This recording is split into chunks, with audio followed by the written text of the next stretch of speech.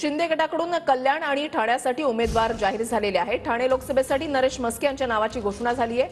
कल्याणमधून श्रीकांत शिंदेंच्या नावाची घोषणा झालेली आहे। आज ठाणे आणि कल्याणसाठी महायुतीकडून उमेदवार जाहीर झालेला आहे।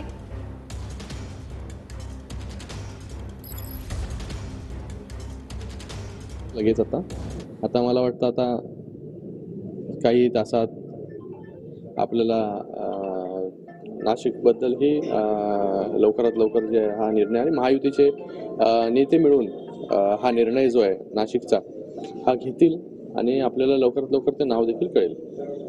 वाटतं त्याच्यावरती निर्णय जो आहे तो माननीय मुख्यमंत्री महोदय घेतीलच लगेच आता मला वाटतं आता काही तासात आपल्याला नाशिकबद्दल ही लवकरात लवकर जे हा निर्णय आणि महायुतीचे नेते मिळून हा निर्णय जो आहे नाशिकचा हा घेतील आणि आपल्याला लवकरात लवकर ते नाव देखील कळेल। वाटतं त्याच्यावरती निर्णय जो आहे तो माननीय मुख्यमंत्री महोदय घेतीलच लगेच आता मला वाटतं आता काही तासात